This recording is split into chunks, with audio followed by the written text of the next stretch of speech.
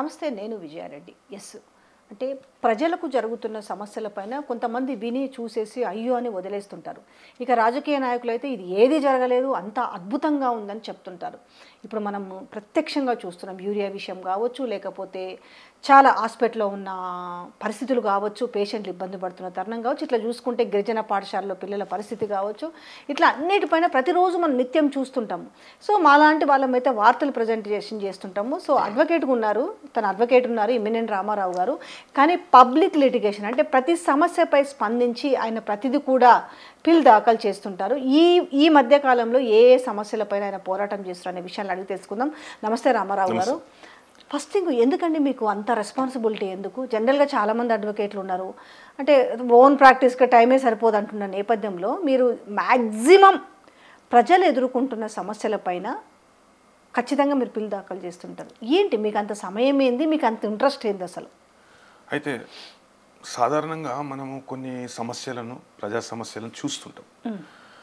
చూసి మనం ఎట్లా స్పందిస్తాము అనేది ఇప్పుడు నేను అంటే నా జీవితంలో నేను స్వామి వివేకానంద గారి ఒక చికాగో అడ్రస్లో ఒక మాట చెప్తారు ఆయన. After all 1 in a million thinks about a million, millions make billions, billions will make a nation.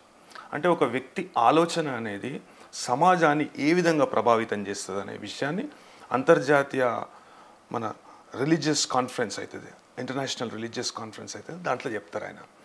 అయితే నా మొదటి కేసు అయితే నేను సీనియర్ గారి దగ్గర పనిచేసినప్పుడు, అదేవిధంగా ఒక లా ఫర్మ్లో బాంబేలో వర్క్ చేసినప్పుడు, దాని తర్వాత నేను నైపుణ్యం సంపాదించుకున్నా. ఇక నేను సొంతంగా ప్రాక్టీస్ పెట్టుకుంటా అన్న టైంలో అప్పట్లో 2004 ఆ ప్రాంతంలో కాంగ్రెస్ పార్టీ కొత్తగా అధికారంలోకి అప్పుడే వచ్చింది. అయితే ఆ టైంలో మన నల్గొండ జిల్లాలో, అప్పట్లో ఉమ్మడి నల్గొండ జిల్లాలో బాగా ఫ్లోరైడ్ ఎఫెక్టెడ్ ఏరియాస్. మా ప్రాంతమే. మొన్ననే ఆయన చనిపోయిన పొట్టిగా అంశాల స్వామి చనిపోయాడు. చాలా పెద్ద తను ప్రధానమంత్రి వాజ్పేయి ఉన్నప్పుడు ఆయన తీసుకుపోయి టేబుల్ మీద కూడా కూర్చోబెట్టి ప్రజెంటేషన్ ఇచ్చారు. కరెక్ట్. అయితే ఎర్రగండ్లపల్లి అని ఒక గ్రామం ఉంటుంది. ఎర్రగండ్లపల్లిలో అత్యధిక శాతంగా ఈ ఫ్లోరైడ్ వ్యాధిగ్రస్తులు కావచ్చు, ఫ్లోరైడ్ ద్వారా ఎఫెక్ట్ అయిన వాళ్ళు, ఫ్లోరోసిస్ వచ్చిన వాళ్ళు అనేది నేను చూడడం జరిగింది. అయితే నా మొదటి కేసు, నేను ఒక ప్రజా ప్రయోజన వాద్యం వేసినాం. ఆ కేసులో ఒక 50 మంది చిన్నపిల్లలకు ఆ టైంలో వైద్య సహాయం అందించడం జరిగింది. అదేవిధంగా ఆపరేషన్లు, వాళ్ళకి కావాల్సిన ఆపరేషన్లు కోర్టు ద్వారా చేయడం జరిగింది. అయితే ప్రస్తుతము నేను మన హైదరాబాద్ కేంద్రంగా జరుగుతున్న క్లినికల్ ట్రయల్ మాఫియాని ఎక్స్పోజ్ చేస్తున్నాను. ఇవాళ డెక్కన్ క్రానికల్లో మీకు ఒక దీపాంకర్ అనే వ్యక్తి స్టోరీ వచ్చింది. వాస్తవానికి మొత్తం న్యాయ సహాయం నేనే చేస్తున్నాను అతనికి. అదేవిధంగా చాలామంది బాధితులు ఉన్నారు. ఈ క్లినికల్ ట్రయల్ ముసుగులో ఇప్పుడు గినీ పిగ్స్ లాగా, గినీ ర్యాట్స్ లెక్క మనుషులను తీసుకొచ్చి వాళ్ళ మీద క్యాన్సర్ మందులు ప్రయోగించి, అదేవిధంగా వివిధ రకాల మందులు జరుగుతూనే ఉన్నాయి ఇప్పటికి కూడా. ఇంకా సికింద్రాబాద్ అత్రాఫ్ లాడ్జ్లు ఉన్నాయా, సికింద్రాబాద్ స్టేషన్ ఎక్కువ శాతం వీళ్ళే ఉన్నారు. వెస్ట్ బెంగాల్ నుండి, బీహార్ నుండి, ఉత్తర భారతదేశం నుండి వీళ్ళను వాట్సాప్ల రూపంలో అలా గరీబోలు పాపం అట్రాక్ట్ అవుతారు. మేము మీకు కొన్ని ట్యాబ్లెట్లు ఇస్తాము, ఒక 15,000 ఇస్తాము, ఇప్పుడు కూర్చున్న కాడ మీరు ఒక 15,000 సంపాదించుకోవచ్చు అని ఒక వాట్సాప్స్.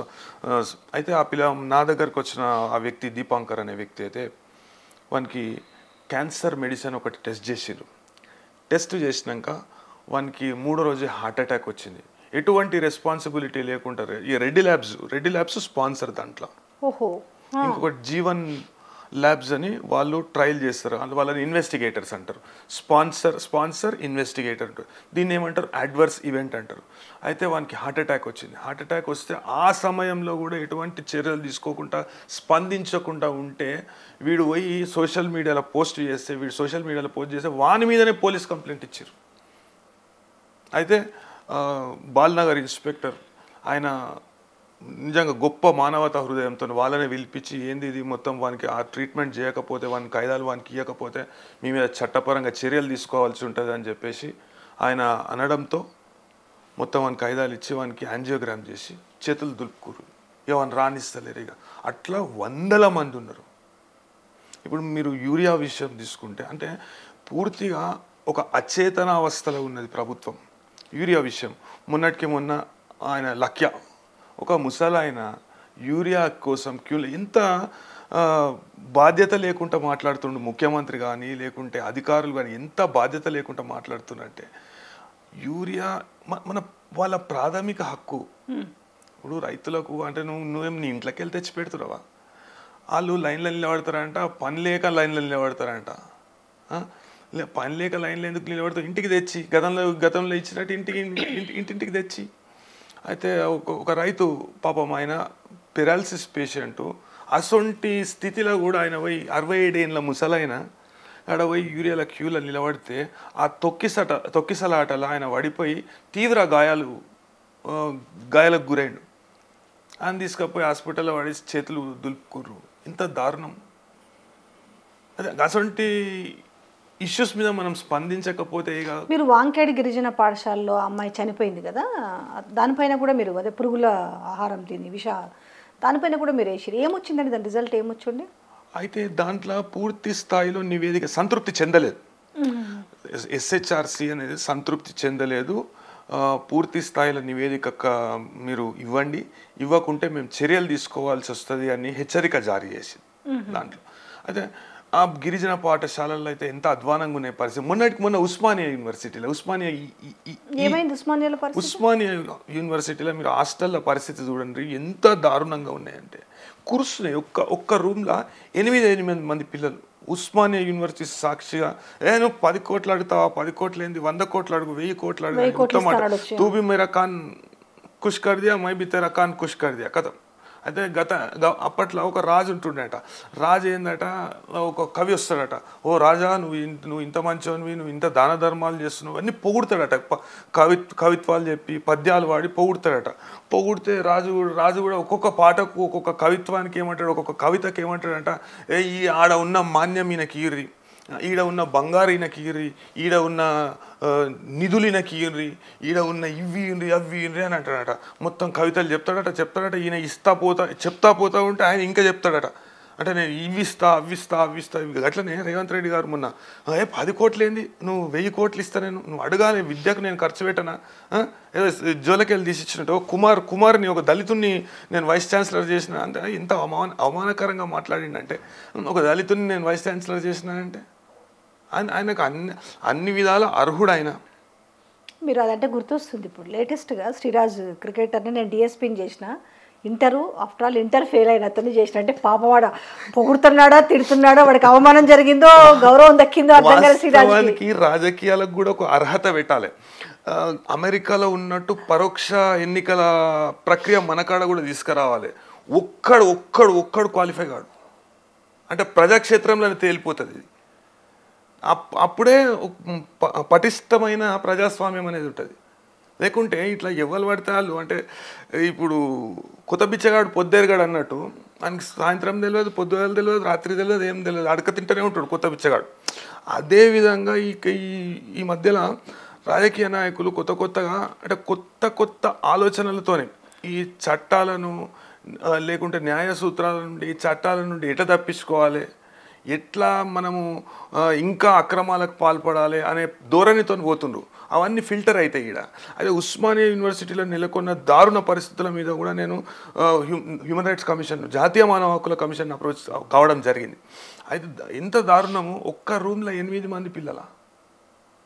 అదే యూనివర్సిటీలో వాటర్ ఫిల్టర్ ఉండదా అండి? గట్లుంటాయా? గంత దారుణంగా ఉంటాయి ఆ పరిస్థితులు.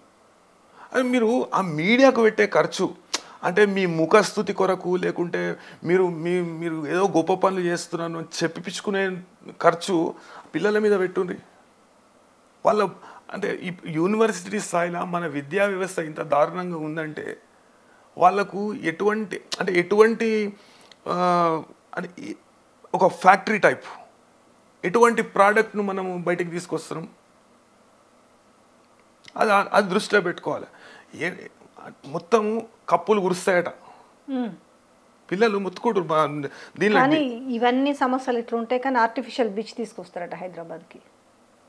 అది ఒక సినిమా వచ్చింది అప్పట్లో, హైదరాబాద్కి సముద్రం తీసుకున్న ఎవరిది అది ఆపరేషన్ దుర్యోధన ఒక శ్రీకాంత్ ఇంకా ఆ విధంగా ఉన్నది పోసాని అదే మాదిరి ఉన్నది. బీచ్ ఆర్టిఫిషియల్ బీచ్ అంటే టూరిజం డెవలప్ చేస్తాము, ఇది చేస్తాము, అది చేస్తాము అనే దృక్పథంతో ఏవో తీసుకొస్తా, ఇది తీసుకొస్తా. అదే మనకు కావాల్సిన మౌలిక సదుపాయాలు లేవు. గాంధీ హాస్పిటల్లో ఎక్స్రే మిషన్స్ 12 ఉంటే 2 పనిచేస్తాయట. ఆ రెండిట్లో కూడా ఫిలిం రాదట. అది ఎట్లనో నేను మొన్న వేసిన కదా ఎన్హెచ్ఆర్సీలో అదే ఇష్యూ తీసుకుపోయినా, ఎన్హెచ్ఆర్సీ దృష్టికి తీసుకుపోయినా. అయితే ఇప్పుడు వీళ్ళకి ఏంటంటే దున్నపోతు పైన వాన పడ్డట్టు ఏదో ఒకటి. ఇప్పుడు ఒక వ్యవస్థ ఉంటుంది. ఇప్పుడు ఐఏఎస్ ఆఫీసర్స్ కావచ్చు, బ్యూరోక్రాట్స్ కావచ్చు, లేకుంటే కింది స్థాయి అధికారులు కావచ్చు, ఒక వ్యవస్థ అనేది ఏర్పాటు చేసుకుంటారు. వ్యవస్థ అనేది ఏర్పాటు చేసుకొని ఈ కోర్టు ఇట్లా చెప్తే ఏం చేయాలి అనే ముందుగానే సమాధానం వాళ్ళ కాడ ఉంటుంది. అంటే దాన్ని ఎట్లా అధిగమించాలి అనే విషయాన్ని ముందుగానే ప్రణాళిక రూపొందించుకుంటారు. అంటే మనకు విద్య, వైద్యము, మన వసతి, ఫుడ్, క్లోతింగ్ విద్య బాగాలేదు, వైద్యం బాగాలేదు, రైతుల పరిస్థితి బాగాలేదు, విద్యార్థుల పరిస్థితి బాగాలేదు, ఉద్యోగుల మీదికి వెళ్ళి మళ్ళీ టీచర్లు నాకు సపోర్ట్ చేస్తే నేను కేజ్రీవాల్ లాగా 2 సార్లు 3 సార్లు సీఎం అవుతాను మాట్లాడుతున్నాడు. ఇప్పుడు చిన్న సంస్కరణలు చేయలేకపోతున్న ఒక ముఖ్యమంత్రి ఒక 2 సంవత్సరాలు అవుతుందా? అదే 20 months, ఇంకా 4 months అయితే 2 years అయిపోతుంది. దగ్గర 2 సంవత్సరాలు. డిసెంబర్ వస్తే ఇంకా 2 years అయిపోయి 3rd yearలోకి రన్ అవుతారు. ఇప్పుడు ఎంతకు మనం ఏం చూస్తున్నాము? ఆడ అవినీతి అయింది, ఈడ అవినీతి అయింది. నువ్వేం చేస్తున్నావు? ఈడ అవినీతి అయితే సంస్థలు ఉన్నాయి, సంస్థలు వాటి దర్యాప్తు చేస్తాయి, లేకుంటే కేసులు రిజిస్టర్ చేస్తాయి. దాంతో కాలయాపన జరగట్లేదు. ఇప్పుడు కాళేశ్వరం చూసిరు, 1.5 పాటు పీసీ ఘోష్ కమిషన్ అన్నారు 660 పేజీలు అన్నారు. దాని తర్వాత అది ఇప్పుడు ఏమైంది, హైకోర్టులో పోయింది కాబట్టి ఇప్పుడు ఏం చేస్తారు, ఎన్డీఎస్ఏ రిపోర్టు ప్రకారం సిబిఐ ఎంక్వైరీ అన్నారు. అంటే కాలయాపన జరిగినట్టే కదా. ఫోన్ ట్యాపింగ్ కాలయాపన చేసారు కదా. అంటే ఒక టైంపాస్ వ్యవహారాలు, అంటే టైంపాస్ అనము, లాజిక్గా నడిపిస్తున్నారా అనిపిస్తుంది. ప్రజల సమస్యలను పక్కన పెట్టి ప్రజలు సమస్యల మీద డిస్కషన్ చేయకుండా ఉండడం కోసం ఈ అవినీతిని బయటకు తీసుకొస్తున్నారు. ఇప్పుడు వాళ్ళ వ్యక్తిగత కొద్ది రోజులు ఏంది, వ్యక్తిగత జీవితాల మీద విమర్శలు. నువ్వు ఒక విమర్శ చేస్తే నేను ఒక విమర్శ చేస్తా అన్నట్టు. కాళేశ్వరం కమిషన్ రిపోర్ట్లో ఇప్పుడు మన కమిషన్స్ ఆఫ్ ఎంక్వైరీ యాక్ట్ అని ఒకటి ఉంటుంది. దానికి లోబడే ఏ కమిషన్ అన్నా కానీ ఎంక్వైరీ అనేది చేయాలి. నువ్వు ఒక చీఫ్ జస్టిస్ స్థాయి వ్యక్తిని, చీఫ్ జస్టిస్ని, గతంలో చీఫ్ జస్టిస్గా పనిచేసిన వ్యక్తిని, అనుభవం ఉన్న వ్యక్తిని, అపారమైన అనుభవం ఉన్న వ్యక్తిని ఆ కమిషన్కు హెడ్గా నియమించి ఆయన ద్వారా దర్యాప్తు అనేది చేయాలి. విచారణ కాదు, దర్యాప్తు చేయాలి. దీనిలో ఏమైనా అవకతవకలు జరిగినాయి అనేది గుర్తించాలనే విషయాన్ని దృష్టిలో పెట్టుకొని కమిషన్ ఏర్పాటు చేయడం జరిగింది. ఏం చెప్పిండ్రు, ఎంతకు దానిలో సాంకేతిక లోపాలు ఉన్నాయి. సాంకేతిక లోపము అవినీతి ఎట్లయితుంది? సాంకేతిక లోపం అనేది అవినీతి కాదు. సాంకేతిక లోపాలు అంత పెద్ద ప్రాజెక్టు కట్టినప్పుడు, ఒక అద్భుతమైన ప్రాజెక్టు కట్టినప్పుడు దాన్ని కొన్ని అంతర్జాతీయ సంస్థలు కూడా, ఇంజనీరింగ్ సంస్థలు కావచ్చు, వివిధ దేశాలకు సంబంధించిన ఎక్స్పర్ట్స్ కావచ్చు, అది చూసి ఇది ఒక వండర్ అనేది కితాబ్ ఇచ్చిండ్రు. సరే, ఆయనకు నచ్చకపోతే మనం ఏం చేయలేం. కానీ దానిలో కొన్ని సాంకేతిక లోపాలు ఉంటాయి. ఇవాళ దినము చెర్లపల్లె రైల్వే స్టేషన్ కట్టిరని, ఓ వర్షానికి మొత్తము అన్ని పెచ్చులు అన్ని ఊసిపోయి కింద పడ్డాయి. అదేవిధంగా బీజేపీ పాలిత రాష్ట్రాలలో బ్రిడ్జులు కూలి మనుషులు చచ్చిపోయినాయి. కానీ ఇవన్నీ తెలుసండి. కానీ ఇక్కడ ఏమవుతుందనంటే, ఏదాన్నైతే స్ట్రెస్ చేసి చెప్తున్నారో దాన్ని ప్రజల్ని నమ్మించే విధంగా చేస్తలేరు. ఈరోజు ఇదే కాళేశ్వరం కావచ్చు, ఇదే పోలవరం కూడా మొన్న కాపర్ డ్యామ్ ఇదైంది, కుంగింది, ఆల్మోస్ట్ 10 ఇంచులు కూలింది. మామూలు విషయం కాదు. ఎక్కడో ఈనాడు పేపర్లో చిన్న ఒక మూలన వార్త వచ్చింది, హుటాహుట్న దాన్ని పనులు చేస్తున్నారు. అదే రిషికొండ దాని మీద ఫాల్ సీలింగ్ ఊడిపడింది ఈ వర్షాలకు. గతంలో ఈ పోలవరం ప్రాజెక్టు దిగువలో మొత్తం ఏమైందంటే క్రాక్స్, నెర్రలు ఏర్పడ్డాయి, పెద్ద నెర్రలు. ఒక అర్త్క్వేక్ వస్తేట్లయితే పెద్ద నెర్రలు ఏర్పడ్డాయి. అది ఎందుకు ఏర్పడ్డాయో దాని మీద ఎటువంటి చర్యలు లేవు. అయితే కాకుంటే రోడ్ కూడా అప్పట్లోనే ఒక సంవత్సరం క్రిందటనే ఇప్పుడు వేసిరట, పెద్ద పెద్ద నెర్రలు ఒక పెద్ద గుంతల లెక్క ఏర్పడ్డాయి. గుంతల లెక్క ఏర్పడితే దాని మీద ఎటువంటి చర్యలు కూడా చేపట్టలేదు. అది సరే సాంకేతిక లోపం కావచ్చు. సాంకేతిక లోపాలనే ఏది మనకు అవసరమో దాన్ని స్ట్రెస్ చేసి చూపిస్తున్న వైనమే ఇప్పుడు కాళేశ్వరం విషయంలో కనిపిస్తుంది కదా. ఇది విచిత్రంగా ఉన్నది అవినీతి అంటే. ఒక పిల్లరు 2 పిల్లర్లు కుంగితే దానికి అసలు 1,00,000 కోట్ల ప్రాజెక్టే కాదు, దానికి అయిన వ్యయం. ఇంకో గమ్మత్ ఏం తెలుసా, 1,00,000 కోట్ల ప్రాజెక్ట్ అనుకుందాం పోనీ, 1,00,000 ఇప్పుడు మీరు ఒక ప్రోడక్ట్ తెచ్చిరండి, 1,00,000 అవినీతి అవుతుందా? నేను అదే చెప్తున్నా. అయితే ప్రాజెక్ట్ ఉండకూడదు అంటే గతంలోనట పేపర్ల మీద చూపించి బిల్లులు ఎత్తేవాళ్ళట, సూట్ కేస్ కంపెనీలు పెట్టి వాళ్ళ పేమెంట్ చేసి. కానీ అది కాదు కదా, మొత్తం 92,000 కోట్లు ఎంత అయింది? 92,000 కోట్లకు 92,00,000 కోట్ల అవినీతి ఎట్లా జరుగుతుంది ఫస్ట్? పోనీ కాదు, ఓ 1,00,000 కోట్ల ప్రాజెక్టులో 20,000 అవినీతి జరిగిందో, 10,000 కోట్ల అవినీతి జరిగిందో అంటే ఓకే డన్. కానీ పూర్తి స్థాయిలో 100% అవినీతి అంటే ప్రాజెక్ట్ ఎక్కడుంది మరి? ఇంకా కమిషన్ ఎక్కడుంది? నివేదిక ఎక్కడుంది? సిబిఐ ఎంక్వైరీ ఎక్కడుంది? నేను చిన్నప్పుడు ఒక పాఠ్యాంశం 6th క్లాస్లోనూ 5th క్లాస్లో ఉన్నప్పుడు తెలుగులో ఒక పాఠ్యాంశం ఉంటుండే. అయితే పాఠ్యాంశంలో ఏంటంటే ఒక భావనాయనకు ఎవరో పెద్ద మనిషి, ఓ జమీందారో లేకుంటే ఒక దొరనో ఒక మేకనిస్తాడు. అయ్యగారికి ఒక మేకనీరి, అయ్యగారు పూజ చేసి అయ్యగారికి ఒక మేకనీరు అంటే ఆయన మేకను వేసుకొని పోతుంటాడు, పైన పెట్టుకొని భుజం పైన పెట్టుకొని పోతుంటాడు. అడవి పొంటి పోతుంటే దొంగలు ఓడి చెట్టు ఎక్కుతాడు. ఓడి చెట్టు ఎక్కి ఏమయ్యా బాపనైనా మేక ఏదో కుక్కలకి కనబడుతుంది, కుక్కను పైన వేసుకొని పోతున్నావు అని పైనకి వెళ్తాడు. కుక్క కాదు మేకనే, అది నాకు తెలుసా, ముందడుగు పోతాడు. ఇంకోటి చెట్టు ఎక్కి ఏమంటాడు, అది పులి అంటాడు, ఎద్దు అంటాడు, ఏదో అట్లా మభ్యపెట్టి ఏం చేస్తారంటే దాన్ని ఆఖరికి ఆ మేకని ఇడిచిపెట్టిపోయేటట్టు చేస్తారు. మీకు గుర్తుందా, మీకు ఇప్పుడు ప్రజాభవన్ అప్పుడు ప్రగతి భవన్ ఎంత ఇది లేపారు, గబ్బు లేపారు గుర్తుందా? కమోడ్స్ బంగారు అని, అవన్నీ బాత్ టబ్స్ అని. తీరా ఇదే క్వశ్చన్ ని బట్టి విక్రమార్కని అడిగితే ఇప్పుడు చేతుల నోరెల్లో పెడుతున్నారు. సోషల్ మీడియాలో పోస్టులు కూడా పెట్టిన అప్పట్లో. అవి విలాసవంతమైన భవనం. మరి ఆ విలాసవంతమైన భవనంలో ఈరోజు డిప్యూటీ సీఎం బట్టి విక్రమార్క ఉంటున్నారు. మరి ఆ భవనంకి సంబంధించి అవునిగో ఇవి బాత్రూమ్ కమోడ్స్ బంగారువి, లేదు వేరే ఫోటోలు మార్ఫింగ్ చేసి, అంటే అత్యంత ఆధునికమైన జనాల్ని ఏ రకంగా పిచ్చోళం చేసిరు అనేలాగా నిజంగా భయపెట్టడం కూడా కాదు, నమ్మించే విధంగా. అవునా వీళ్ళు ఎంత దోచుకోనట, కమోడ్లు బంగారు కట్టుకున్నారా, ఎవరైనా కట్టుకుంటారా, బాత్రూమ్లు బంగారంతో కట్టుకుంటారా, బాత్రూమ్లు అంటే బుల్లెట్ ప్రూఫ్ క్రియేట్ చేయలేదా?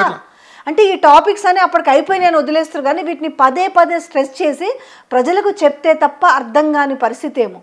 నేను తెలంగాణలో అన్ని జిల్లాలలో 33 జిల్లాలలో చైతన్యవంతం చేసి ప్రప్రథమంగా, అయితే దీనికి ఇంగ్లీష్లో పర్యాయ పదం ఏమంటారంటే డెమగాగరీ, అంటే తప్పుడు వాగ్దానాలు చేసి, అదే సినిమాలో నేను చెప్పిన కదా ఆపరేషన్ దుర్యోధనలా సముద్రం తీసుకొస్తా అంటాడు, హైదరాబాద్కి సముద్రం తీసుకొస్తా అంటాడు. ఆఖరికి వాడేమంటాడు, మన అందరు వచ్చి ఏమయ్యా నువ్వు ఏం చేస్తలేవు ఇది అంటే, నువ్వు ఉత్తగేసినావా, నాకు ఉత్తగేసినా, నేను పైసలు తీసుకొని ఓటేసినావు కాబట్టి నీకు అధికారం లేదు అని అంటాడు వాడు. అట్లా అంటే మన రాజకీయ వ్యవస్థను దాంట్లో చూపెట్టిరు ఆ సినిమాలో. అయితే అదేవిధంగా వీటిని ప్రశ్నించనీకి న్యాయస్థానాలను ఆశ్రయించబోతున్నాము. అదేవిధంగా కానీ ఎవరు వేయలేదండి, ఇప్పుడు కూడా మీలాంటి వాళ్ళు వేయొచ్చు ఏమనిపిస్తుంది.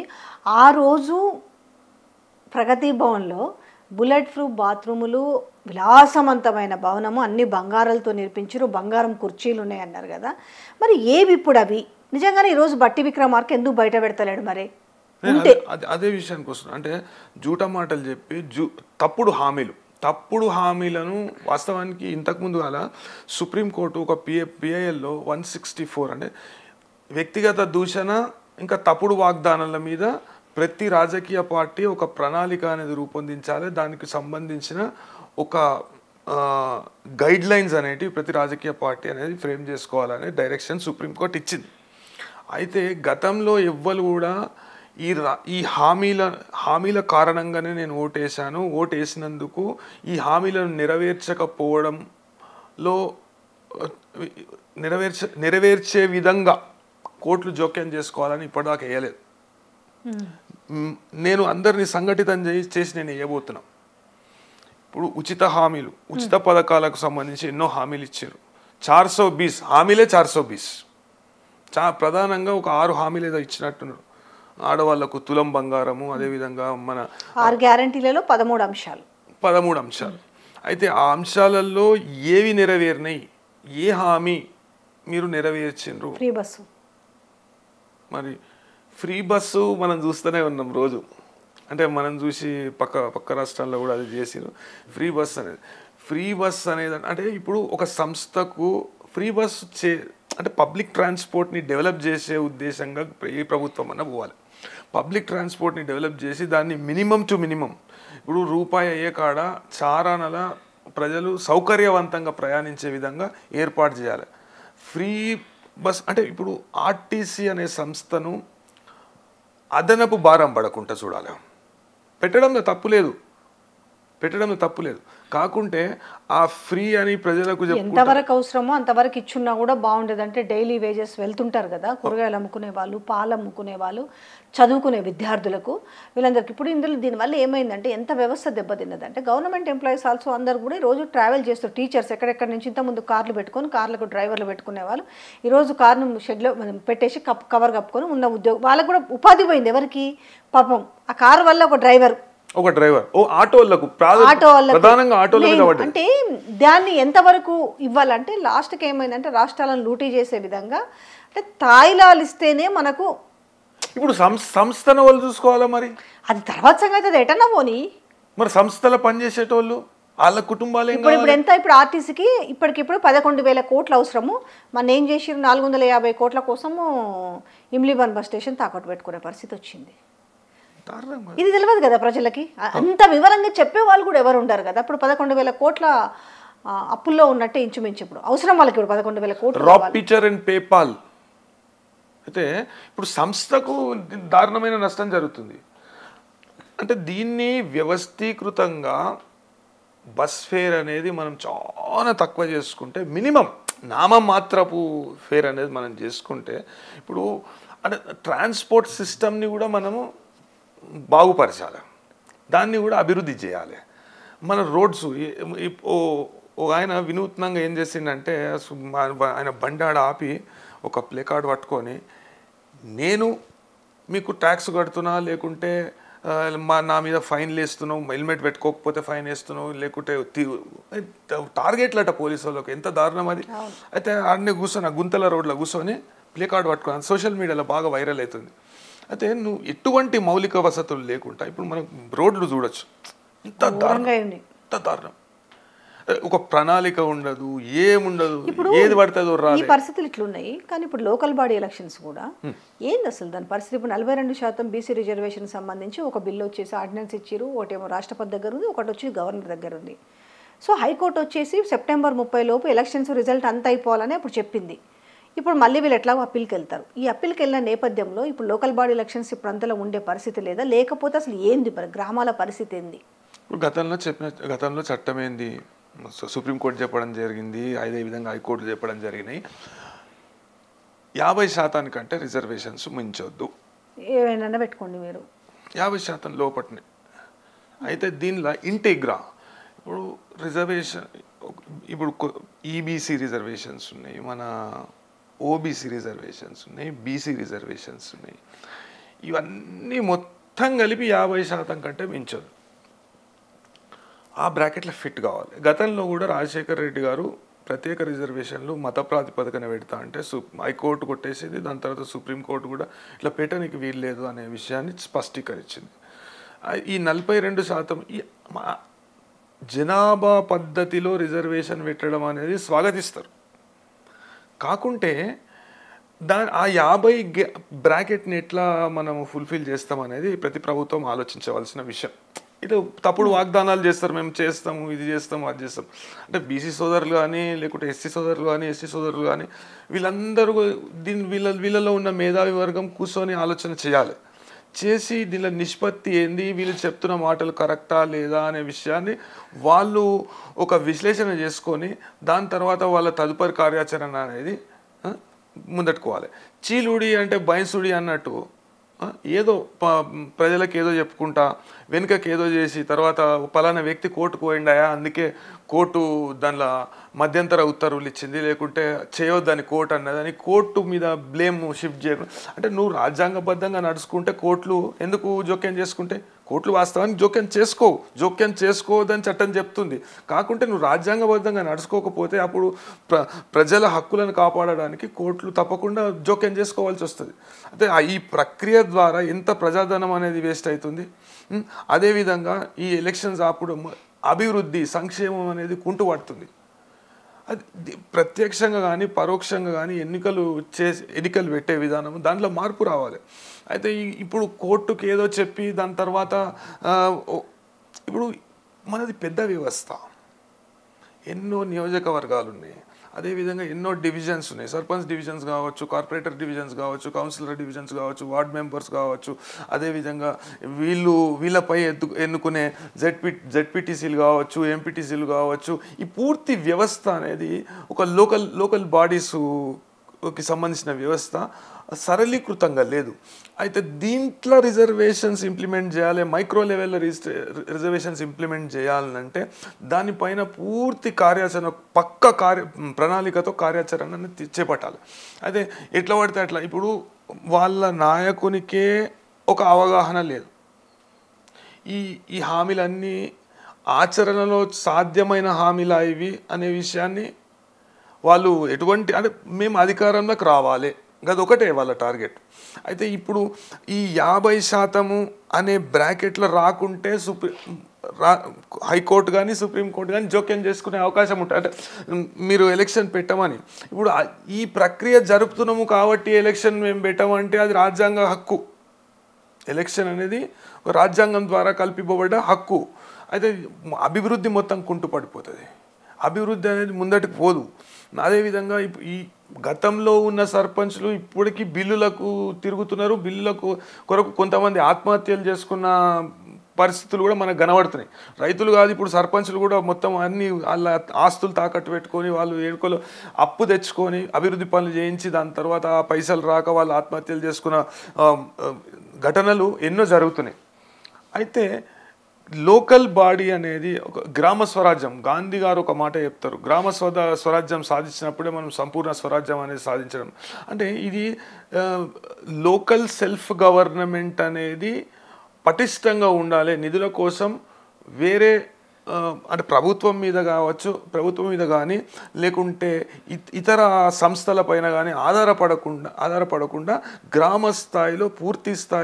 పూర్తిగా వాళ్ళు పటిష్టంగా ఒక వ్యవస్థ అనేది ఉండాలి లోకల్ సెల్ఫ్ గవర్నెన్స్ అనే కాన్సెప్ట్ నుండి ఈ లోకల్ బాడీ ఎలక్షన్స్ కానీ ఒక లోకల్ బాడీస్ను కానీ ఏర్పాటు చేయడం జరిగింది అదేవిధంగా సర్పంచ్ల వ్యవస్థ కావచ్చు ఇప్పుడు ఓవరాల్గా ఏం జరుగుతుంది అంటున్నా హైకోర్టు మాత్రం ఏం చెప్పబోతుంది ఇప్పుడు వీళ్ళేమో అమ్మబాబోయ్ ఎలక్షన్స్ అనే పరిస్థితులు వీళ్ళు ఉన్నారు ఎందుకంటే ఇప్పుడు యూరియా కొరత చాలా భారీగా ఉంది ప్రజలు సమస్యలు ఎదుర్కొంటున్న నేపథ్యంలో ఇప్పుడు లోకల్ బాడీ ఎలక్షన్స్ అంటే తిప్పి కొడతారు ముందా పెట్టే పరిస్థితి కనపడుతుంది ఈ నేపథ్యంలో వీళ్ళు కోర్టుకు పోతారు ఏం జరగబోతుండొచ్చు అంటున్నాను కోర్టు ఎలక్షన్ ఆపు అని మాత్రం చెప్పజాలదు నేను నేను రిజర్వేషన్ అనే ప్రక్రియ తీసుకొస్తున్నా దాని దిక్కెళ్ళి నువ్వు ఎలక్షన్ ఎట్లా ఆపుతావు అది రాష్ట్ర ప్రభుత్వం యొక్క బాధ్యత రిజర్వేషన్స్ అనేటివి సరైన పద్ధతిలో సరైన విధానంలో ఇంప్లిమెంట్ చేపియడం అనేది రాష్ట్ర ప్రభుత్వం బాధ్యత గతంలో ఉన్న సెన్సెస్ ఇప్పుడు 2 సంవత్సరాల నుండి ఏం చేస్తున్నారు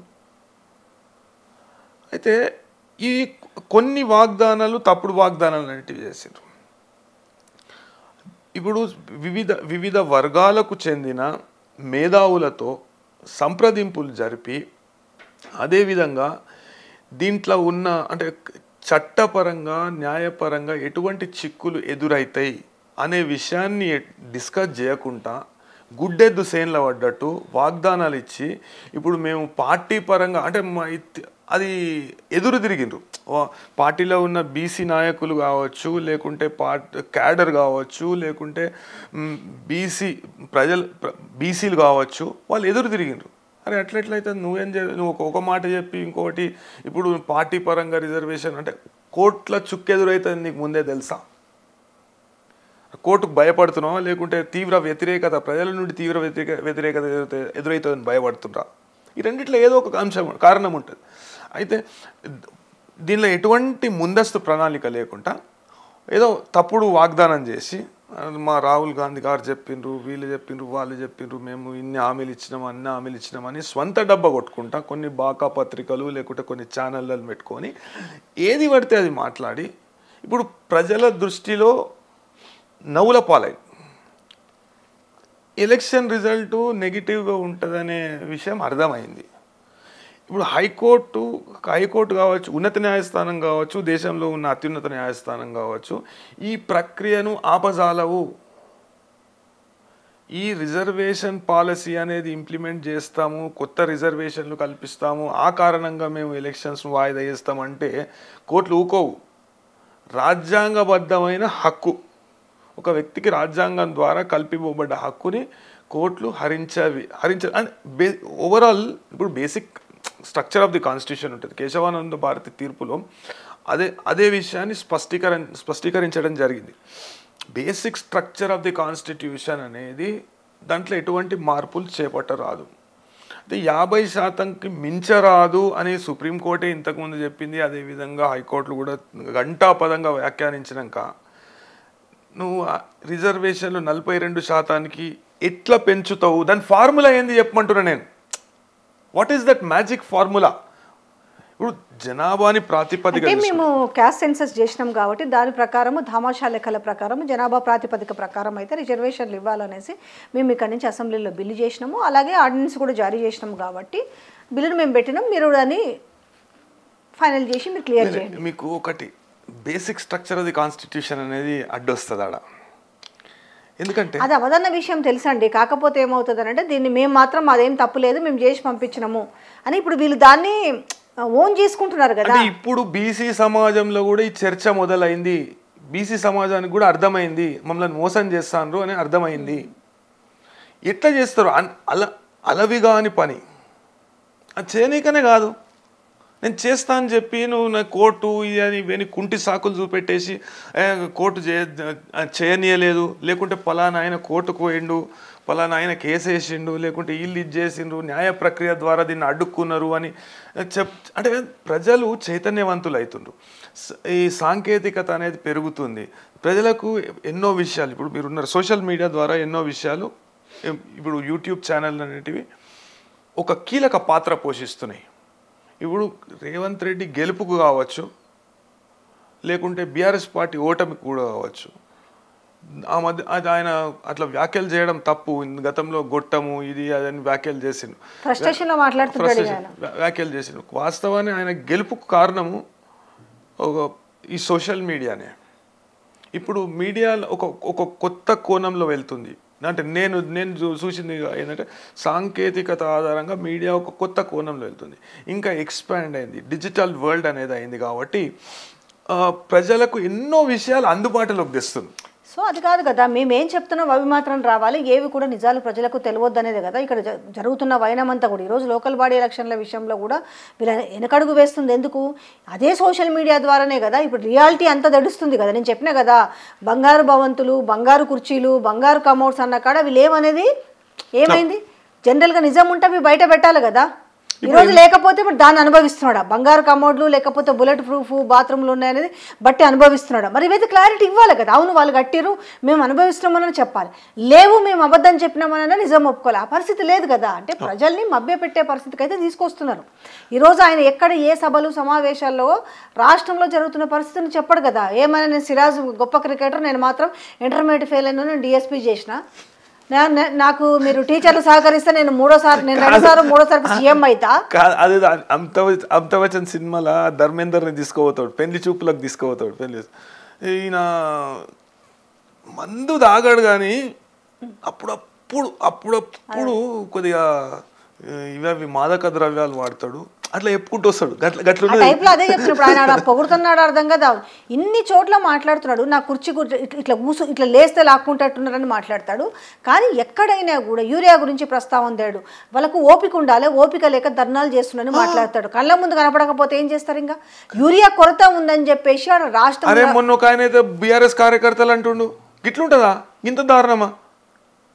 అంటే పోయి రైతులు వాళ్ళకై పోయి ఆ బయలు ముజెమ్మారని చెప్పి ఆడ పడిపోయి మొత్తం దెబ్బలు తెలుసా ప్రజలు వాళ్ళకి టైం వచ్చినప్పుడు వాళ్ళు కూడా చూపిస్తారు కదా. కాకపోతే ఏంటంటే డైవర్షన్ పాలిటిక్స్ తోటి వాళ్ళని హోల్డ్ చేసే పరిస్థితి కనబడుతుంది. మొన్న చూసిండ్రా మీరు, ఆయన ఏమంటాడు, ఏదో ఏదో సమావేశంలో మాట్లాడుకుంటా ఈ అంటే పూర్తిగా బీఆర్ఎస్కి సంబంధించిన వ్యక్తులే, బీఆర్ఎస్ సింపథైజర్సే మొత్తము ఆడ చెప్పులు పెట్టి ఇవి పెట్టి అవి పెట్టి హంగామా చేస్తుండ్రు, అసలు రైతులు ఎవరు లేరని ఈయన స్టేట్మెంట్ ఇస్తాడు. ఎంత బాధ్యతారహితమైన స్టేట్మెంట్లు అవి. ఒక మంత్రి అట్లా అంటాడు, ఈయనేమంటాడు, వాళ్ళకు పని లేక ఆడ వచ్చి కూర్చుంటారు అని. మరి ఎట్లా తీసుకోవాలి? ఇంకో విషయం చెప్పాలా, ఎంత దారుణమైన విషయము, దేంతో నవ్వాలో అర్థం కాని విషయము. ఎస్ఎల్బీసీ టన్నల్లో ఆల్రెడీ ఇంకా 8 మంది, ఆల్మోస్ట్ మొత్తం 8 మంది అయితే ఇద్దరిని తీసుకొస్తే ఇంకా 6 అలానే ఉన్నారు. ఆయన ఇరిగేషన్ మినిస్టర్ ఏమో 2028 వరకు ఏది ఏమైనా దాన్ని ఫినిష్ చేస్తామంటారు. దాంట్లోనే ఇంతవరకు మృతదేహాలు బయటికి రాలేదు. ఈయన 27లో పూర్తి చేస్తాడు. అంటే ఒకరికొకరికి అవగాహనే లేదు. ఒక ఆయన 28 అంటాడు, ఒక ఆయన ఇప్పుడు ఆయన ఏమో ఇరిగేషన్ మినిస్టర్ 28 అంటాడు, ఈయన 27 అంటాడు. అంటే ఎక్కడ కూడా చిత్తశుద్ధి లేదు.